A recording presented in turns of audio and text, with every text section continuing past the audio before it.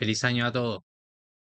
Ok, ¿qué es lo que vamos a ver hoy? Vamos a ver lo que se espera de cara a 2024. Haremos un pequeño repaso de lo que pasó en 2023, qué se espera 2024 y cuáles son las temáticas que tenemos que fijarnos. Para eso he denominado este seminario es que la Reserva Federal hace una pausa y qué se viene después. ¿Qué es lo que debemos esperar ya de cara a 2024? ¿Qué debiésemos esperar en referente a las tasas de interés? Vimos que fueron los principales catalizadores para 2023 y continuamos creyendo que para 2024 también va a ser la principal referencia para gran parte de los operadores. Voy a desactivar mi cámara para que puedan ver al completo la presentación. Ok, bueno, ¿qué es lo que pasó en 2023? Acá tenemos dos gráficos de Goldman Sachs que nos dicen de manera muy clara lo que vimos y por qué estuvo esta mejora. Durante el año 2023 se destacó un proceso significativo como el crecimiento global, que superó la expectativa. En este gráfico a la izquierda vemos cómo el consenso era de un crecimiento global en el PIB menor a la que ocurrió, y es lo que hemos visto, mejora los datos económicos, mejora las perspectivas económicas. Y también una desinflación global que avanzó más rápido de lo previsto, es decir, vimos una caída de la inflación que no trajo consigo una caída en los indicadores económicos. También vimos una normalización del mercado laboral, hemos visto cómo ha salido levemente de terreno ajustado, pero sin marcar un deterioro preocupante. Y estos elementos principalmente, es decir, un mercado laboral sano, un crecimiento económico más alto de lo esperado y una caída de la inflación más acelerada de lo que se esperaba, fueron los elementos cruciales que destacaron esta dinámica positiva que mostraron los índices.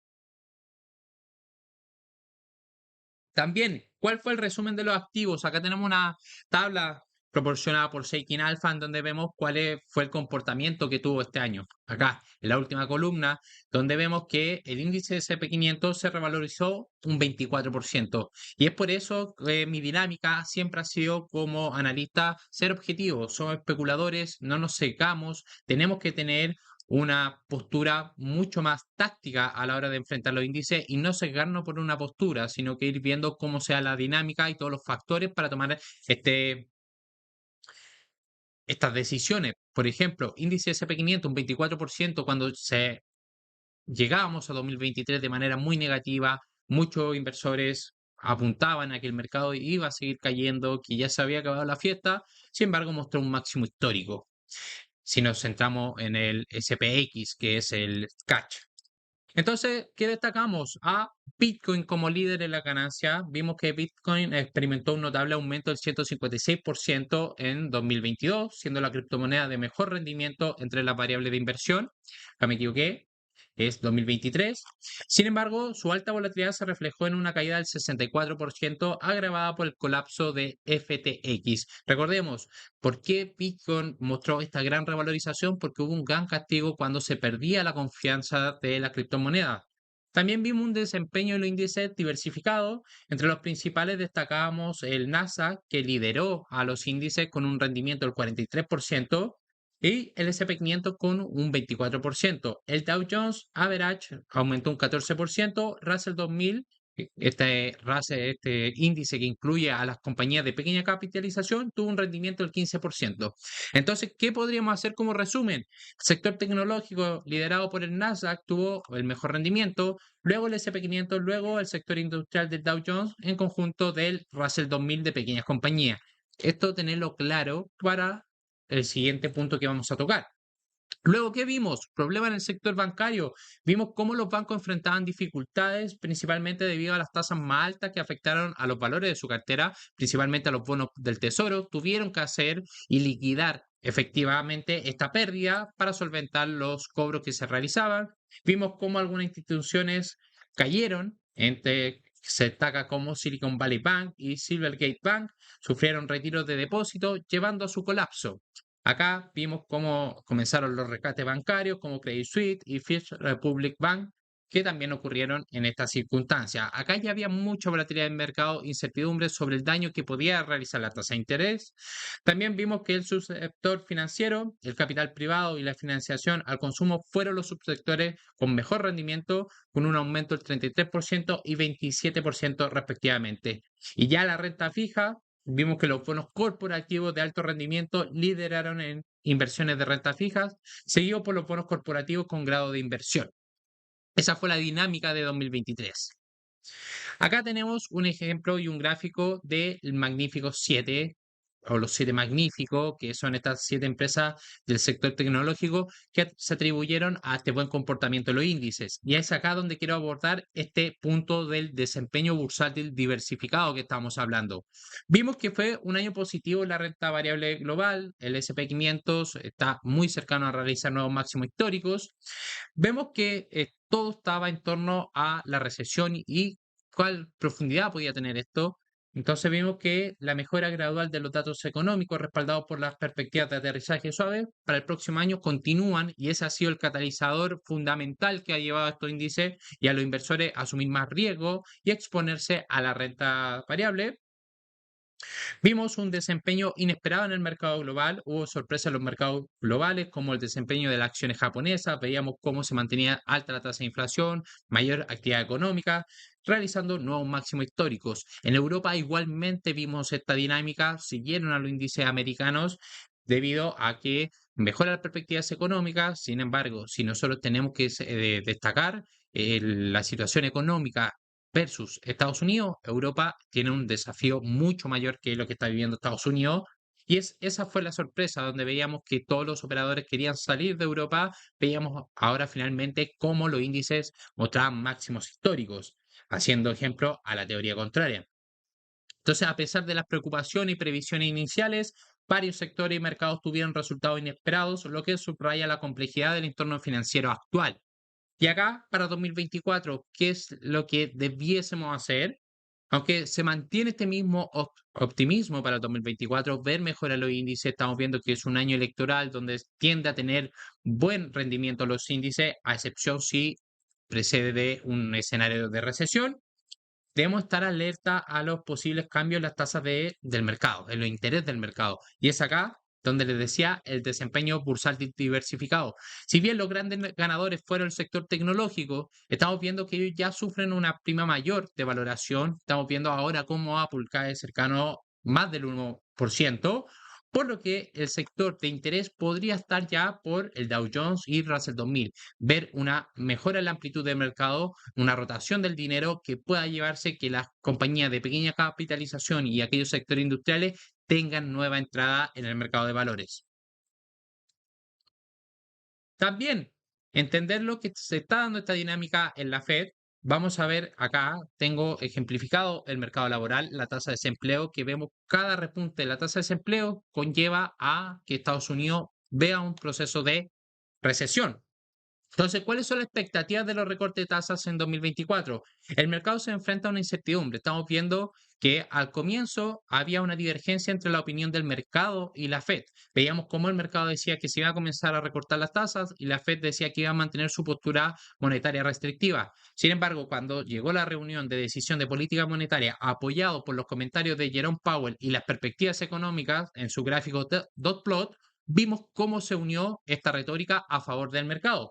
Pero ¿qué es la divergencia ahora? Es que el mercado está descontando un recorte de 6 tasas de interés cuando la Fed, en sus perspectivas económicas, orientó a solo 3 recortes.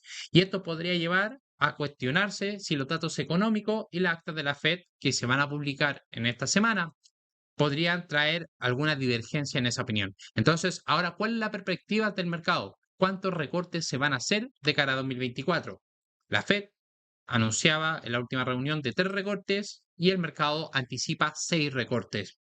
También vamos a tener este martes los datos JOLTS de empleo, que se espera que estos datos reflejen un número de puestos vacantes, vaya a ser una guía de cómo se encuentra el mercado laboral. Recordar, la primera semana y el primer viernes de cada mes se actualiza la tasa de desempleo, la nómina no agrícola, por lo que es lo que va a regir el mercado esta semana. Entonces se está esperando que la relación entre la oferta y el empleo y trabajadores desempleados se ha vuelto crucial para los operadores e ir viendo cómo se da esta dinámica, sugiriendo un mayor equilibrio en el mercado laboral. Es lo que se espera. Es por eso que cuando vemos deterioro en el mercado laboral son considerados positivos, producto de que le quita mayores probabilidades a que se mantenga una política monetaria restrictiva. Recordemos, si bien la tasa de desempleo suele ser un indicador atrasado, es un indicador que genera mucha presión a las decisiones de política monetaria por parte de la Reserva Federal. Y ahora el interés va a estar también en el salario. Estamos viendo cómo un mercado laboral ajustado podría traer presiones inflacionarias por parte del salario. Entonces, el crecimiento de los salarios es clave para la Reserva Federal.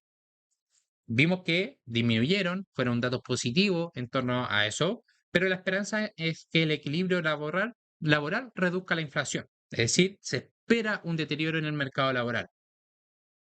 Aunque hemos visto una reducción en los salarios en los últimos meses, la cifra sigue por encima del promedio pandémico, lo que sugiere presiones inflacionarias. Los datos de empleo que vamos a conocer el viernes van a estar en línea de esto, ver si hay un deterioro en el mercado laboral y también si hay presiones inflacionarias al alza. Y acá tenemos lo que les comentaba, este gráfico de la CME que rastrea el futuro de los fondos monetarios y vemos cómo se comportaría la perspectiva por parte del mercado para los recortes de la Reserva Federal. Vemos cómo esperan que en marzo se vea el primer recorte de tasas de interés para luego descender a un rango de los 3,75 a los 4, al 4% en diciembre de 2024. Y es eso lo que estaríamos viendo el mercado y la diferencia que hay con en torno a lo que había dicho la Fed. Entonces, las próximas actas del FOMC van a ser cruciales y vamos a esperar con claridad si vamos a ver estos 6 recortes de tasas proyectadas para 2024. Y recordar, algunos de los miembros de la Reserva Federal, incluidos nuevos con derecho a voto, en 2024, habían Bostic, por ejemplo, no tenía derecho a voto en 2023, ahora pasa a tener derecho a voto. Veamos cómo Bostic, Mester han expresado escepticismo sobre la necesidad de estos recortes. Veíamos que había mucho optimismo en el mercado y estos dos indicaban una postura más restrictiva. Entonces, estas opiniones podrían influir en las actas que se van a actualizar y ver si el mercado va en línea o la Fed, mejor dicho, va en línea a lo que opina el mercado. Y es esta gráfica crucial que se va actualizando cada minuto, el cual nos va a determinar cuál es el sentimiento del mercado respecto a la decisión de tasa de interés. Ahora voy a responder algunas de sus preguntas que estoy viendo. Pues se nos pregunta, hola Ignacio, de cara en este 2024, bajo el contexto de un aterrizaje suave y la disminución de las tasas de interés, ¿el S&P 500 podría experimentar una caída? Bueno, acá recordar qué es lo que, al menos yo como analista realizo. Realizo tres análisis. El nivel macroeconómico, para ver cuál es el contexto actual de la economía, y estamos viendo que lo que está liderando este aumento de las acciones es el aterrizaje suave. Por lo que si se mantiene esta retórica, son impulsores para que el precio pueda continuar subiendo. Sin embargo, hay factores fundamentales que podrían ser los ratios de valoración, los cuales podrían indicar un ajuste correctivo que es saludable para un movimiento del precio, pero esto no indicaría que sería un año bajista, sino que sería un mero movimiento correctivo. Y también los aspectos técnicos de sobrecompra que nos van a ir indicando. Entonces, estas tres cosas las vamos ponderando y viendo cuál podría ser el escenario más probable. Entonces, ¿podríamos esperar, experimentar una caída en el SP 500? Hemos estado rastreando que se necesita un movimiento correctivo. Si bien la estructura del mercado actual es alcista y se ve favorable para 2024, necesitamos ver ese movimiento correctivo, que el grado de profundidad que tenga el movimiento correctivo nos podría llevar a determinar si el mercado va a ir a buscar este objetivo que teníamos cercano a los 5.500, 5.000 puntos.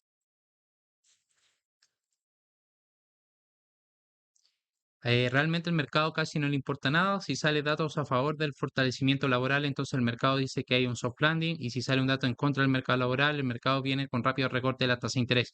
Todo depende. Recordemos, al menos mi mirada, el mercado siempre lo asumo que es más inteligente que yo y todo lo que hace el mercado es correcto. Estamos viendo que obviamente hay mejora en el optimismo, mejora en el sentimiento, hay mayor liquidez en el mercado. Esto se ha atribuido a que tenga este buen comportamiento el SP 500. El factor macroeconómico es puntual. Tenemos que ver el agregado de los datos para cómo se puede interpretar, pero hay aspectos fundamentales, hay aspectos de fontanería en el mercado, del mercado de derivados que hemos estado tocando en los últimos seminarios y también aspectos técnicos que se deben interpretar en conjunto a la información macroeconómica. Mauricio, estos 6 recortes uno dice, ¿de dónde sale esto? Principalmente se rastrean los futuros de los bonos. El bono está dominado principalmente por institucionales, más del 90% son institucionales, es decir, se sale del mercado los minoristas y están gran parte de las manos fuertes en el mercado de bonos. Recordemos, el mercado de bonos es el mercado más grande. Vimos cómo los bonos cayeron a un 3,86% cuando estaban cercanos al 5%. Por lo que esto mejoró la dinámica y una caída de los rendimientos de los bonos trae una caída al rendimiento futuro. Y es acá como se va rastreando este futuro de las tasas de interés. De nada, José. Ok, continuamos con el seminario. Recordar, cualquier duda que tengan, pueden plantearla acá y la vamos a estar comentando. Ok, entonces, este gráfico Goldman Sachs nos indica que debiésemos empezar a ver un aumento los en los indicadores económicos de las principales economías. En 2024 se espera que la economía global deje atrás el entorno de esperar una caída de la baja de la inflación y la política cero, marcando un cambio significativo. Estamos viendo y se espera que se reduzca esta política monetaria restrictiva. Sin embargo, no se espera la de tasas de interés cercana al cero. Entonces, ¿cuáles son los riesgos de cola y que podrían alterar estas perspectivas favorables para el SP500? Primero tenemos la demora en la actividad manufacturera y las tensiones geopolíticas, como una escalada en el Medio Oriente, podrían afectar adversamente al crecimiento global. Recordar, la tesis es que repunten estos indicadores globales.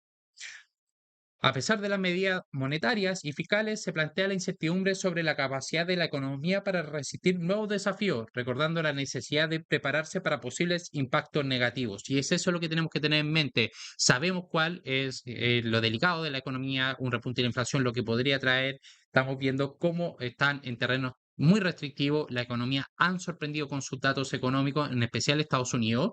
Sin embargo, si esta dinámica cambia o empiezan a salir catalizadores negativos, se podría desafiar y cambiar de lleno esta tesis. Es por eso que trabajamos de una forma más dinámica.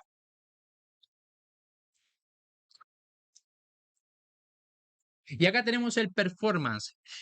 En 2023, las principales acciones lideradas por la tecnología, comunicación y consumo discrecional impulsaron aproximadamente el 75% del avance del mercado. Esto es lo que nosotros hablábamos de amplitud del mercado. Veíamos cómo el dinero solo estaba entrando a un grupo selecto de compañías.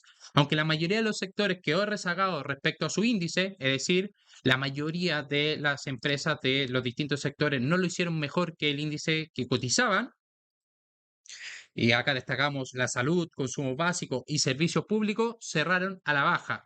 A pesar de un repunte de los bonos en el último trimestre, el año finalizó de manera similar al inicio, respondiendo a señales de inflación a la baja y un tono moderado de la Reserva Federal. Lo que le hemos estado comentando, cuando nosotros vemos que cambia la perspectiva de la tasa de interés, cae el rendimiento de los bonos, pero sube su valor en precio.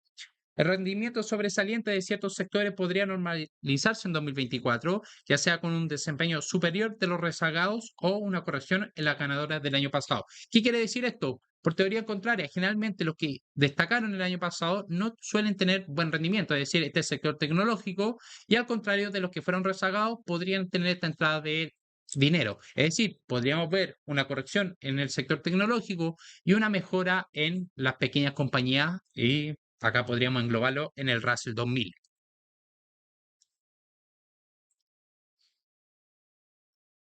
Acá también podemos ver cómo se ve un año electoral de cara a 2000. Vemos cómo este gráfico Goldman Sachs sugiere que los años electorales tienden a tener rendimiento positivo aproximadamente, aumentan un 10% los índices, salvo en dos ocasiones, cuando hay una crisis económica. Esto lo vimos en el año 2000 y en el año 2008. Acá están las perspectivas de las distintas casas de análisis para el SP500. Vemos bastante divergencia. Vemos cómo Bank of America sitúa el SP500 en el rango de los 5.000. También vemos cómo Deutsche Bank lo sitúa en 5.100, pero hay otros de cara a la línea más negativa, en donde JP Morgan sitúa el SP500 en 4.200. La media sitúa al SP500 en los 4.875, el máximo en 5.400 y el mínimo en 4.200. Hay mucha divergencia por la parte y las casas de análisis y es por eso que yo les sugiero, mantengámonos constantes en el mercado para saber cuál es la dinámica que va absorbiendo este índice. En Latinoamérica, ¿qué vimos? Los datos de actividad económica en Chile. Vimos que el día de hoy se presentó el IMASEC, que es este indicador de actividad económica. Vimos un aumento del 1.2% de la actividad económica en noviembre de 2023, el dato más alto desde septiembre de 2023, y el crecimiento se atribuye principalmente a un incremento en la producción de bienes y servicios. En Perú vimos cómo el ministro de Economía y Finanzas anticipaba una significativa recuperación de la economía para el próximo año, pronosticando un crecimiento del 3%, y en Brasil vimos que el déficit primario de Brasil en noviembre superó las expectativas del mercado, alcanzando los 39.400 millones de reales. La producción de petróleo y gas natural equivalente en Brasil alcanzaron un récord en noviembre con 4.698 millones. Recordad que ahora Brasil se une al grupo de la OPEP. Y la tasa de desempleo en Brasil mejoró ligeramente en un 0.1%, alcanzando el 7.5%, alineándose con las previsiones que tenía el mercado. Y ahora también tuvimos noticia en Colombia, en donde el presidente Petro está incitando al Banco Central a continuar con la reducción de las tasas de interés.